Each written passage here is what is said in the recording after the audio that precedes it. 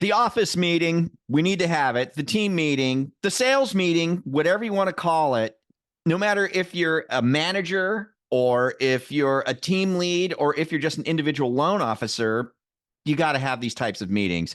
But the question is, how do we do them effectively? That's what I want to learn. And that's what we're going to talk about right here, right now, on the Mortgage Loan Officer Podcast. I'm your host, Frank Array, with my good friend, Steve Kiles. Hi, Steve. What's up, baby? Man, it's always good to be here with you, brother. It So much is. It fun. is. It is. And just remind you guys, brought to you by the Mortgage Marketing Animals. Let's get into it, Steve. I don't want to make this a long one, but let's just take it. Doesn't matter what your position is with a company. If you're an individual loan officer, we should be having weekly meetings with our Yeah. team, right? Our Yeah. closing team, to make sure what's going on. If we're a Yeah. branch manager, we've got team meetings that we have to have. If we're a regional manager, whatever the case may be, right? My question is, how do you have an effective team meeting? I know you're very good at processes. You're very good at these types of things. So if you were going to lay out the perfect meeting, like how do you Yeah. conduct the proper meeting? First of all, what meetings do you typically suggest we have during the week Yeah. or month or whatever? And then how do we properly lay them out, just so people have a blueprint, a template that they can go, okay, I can do more effective meetings now thanks to this. 100%. Well, hey, and Frank, I think you laid it out perfectly at the beginning opening statement. And let me give you some thoughts behind the meeting. Number one is we want to do meetings the same time every day or every week. Make it a process instead of it being random. Sometimes, in the past, I remember when I was first getting started, it was like, oh my gosh, we need to meet tomorrow. No, that you got to have a process to your meeting. So number one, it's got to be the same time. Number two, it needs to be the same day. And if it's a weekly meeting, it's on the same day. If it's a monthly meeting, it's the second and fourth Thursday of the month. Consistency in time, consistency in day. Another thing you got to think about is this. Um, when you're doing it, what's my desired result?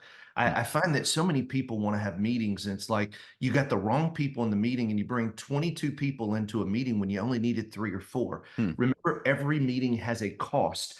And so you look at the hourly price of every person who's in that meeting, and don't have a meeting that's ineffective without a desired result, just to have a bunch of people in the room. So first off, who needs to be there? And I would tell you this, from there, it's super easy. Like the structure of a meeting is, I want to open with just some quick wins. And then I want to be thinking about who's in the meeting and what are they empowered to lead. Like if I've got a team and I've got a front end pre-approval specialist and a back end loan partner, and it's me, so there's 3 of us. Hey, we get into a meeting. The structure is, for me, that would be a daily 15-minute huddle to set the expectation, because I don't want 30-minute meetings. These are huddles. These are real quick. And the purpose of a morning huddle is to make sure that the communication happens there instead of the interruptions that happen all day long. So, hey, we're going to start off with some quick wins, 30-second wins. What do you have? Awesome. Okay, Karina, on the front end, let's talk about the leads, and then I would put a list of what she's responsible for.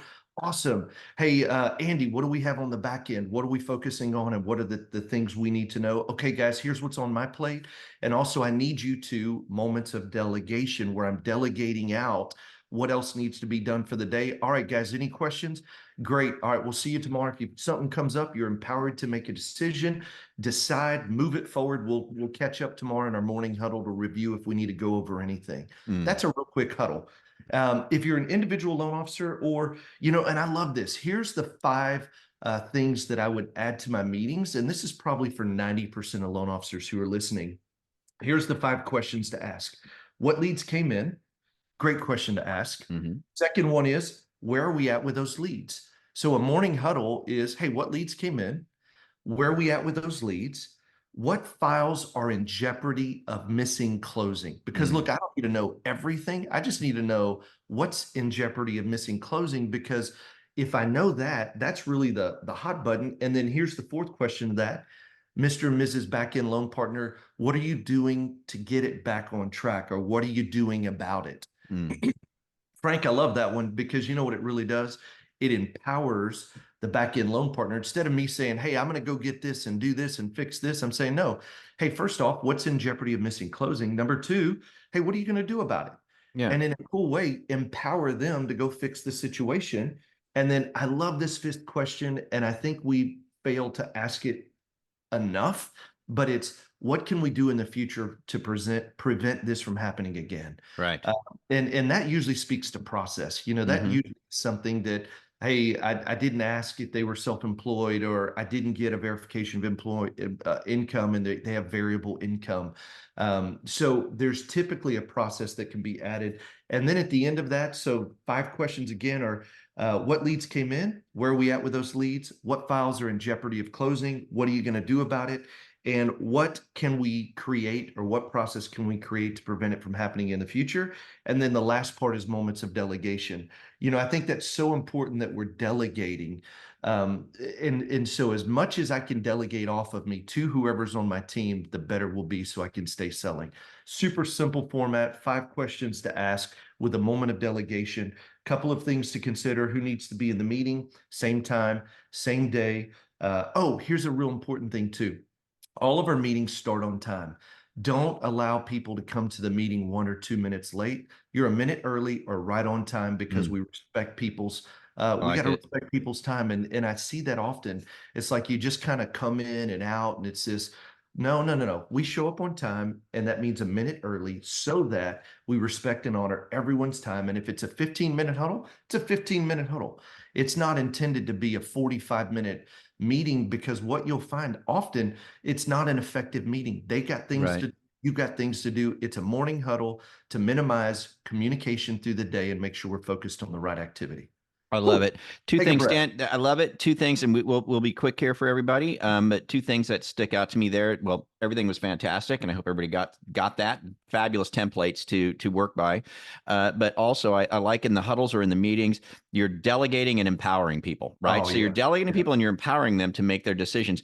I this is one thing that I think we should bring up is when we're cultivating our team and we are in that growth stage of empowering people, or they're in the growth stage of being empowered by yep, you, right? They're, the way that we avoid, every time they think they need a question answered, coming to us and saying, what do I do in this situation? We want to empower them. yep. So maybe you can rephrase this the proper way. I know Carlos has said it many times. It's like, when you come to me with a question, you need to come to me with what you believe the answer is too. That's right. Yeah. Right. Yeah. So Hey, what do you? expand on that So just a Frank. teeny bit. Yeah. Yeah. Hey, Frank. What do you think we should do about that?